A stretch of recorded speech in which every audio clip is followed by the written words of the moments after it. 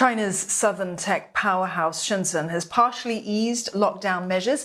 That's after President Xi Jinping stressed the need to minimize the impact of COVID-19 on the economy.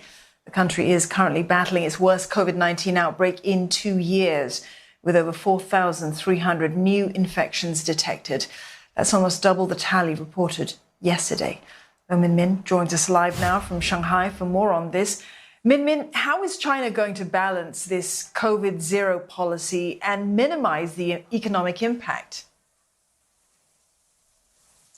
Well, I think that is the question that the authorities are still trying to find answers to, because the situation here is still grim with thousands of cases every day. We have now crossed the 20,000 case mark since the start of March. The economy is badly hit already by the Ukraine crisis, and now economists are saying that a 4-week lockdown of 30% of China could lead to a drop in GDP by 1%, and that's going to make it very difficult for China to hit its annual GDP target of around 5.5%. And to illustrate how serious the situation is, President Xi actually spoke at length about this at a closed-door meeting yesterday, saying that China must minimize the economic and social costs of these pandemic control measures, and that the central government will hold local authorities accountable for it. And already we are seeing heads rolling at the Jilin city mayor, as well as the head of the Municipal Health Commission at Changchun, have both been sacked.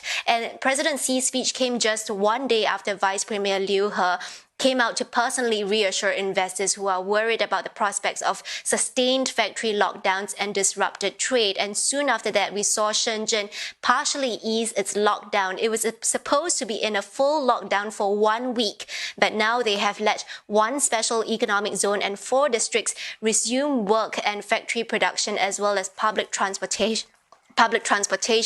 And here in Shanghai, authorities repeatedly said that they will not enter into a city lockdown. Instead, what they're doing is to stagger 48-hour lockdowns of different compounds at different times. Right, and we are seeing this mix of measures to tackle the COVID situation, Min. Shanghai's pushing ahead with that mass testing, and some districts, they're easing lockdown. So any signs that China is trying to sort of forge its own path to living with the coronavirus? Oh, funny you should say that. I'm actually in my 2nd lockdown in a week. Our office was in a lockdown this week, and last weekend my home just came out of a lockdown, and now it just entered another lockdown.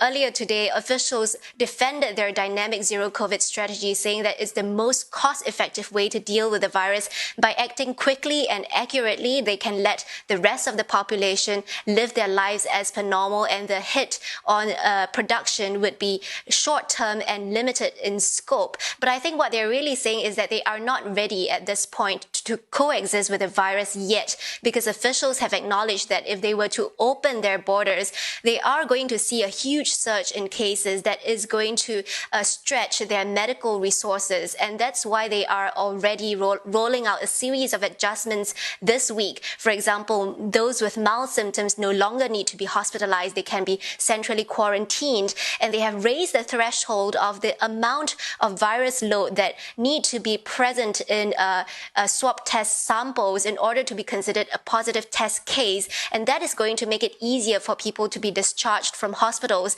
They have also shortened the duration for home health monitoring from 14 days to 7 days. So I think President Xi's speech yesterday is a turning point, and they're using this surge to try out with new measures that could pave the way for eventually shifting away from the zero COVID strategy. Min, thank you for that update. Lo Min there in Shanghai.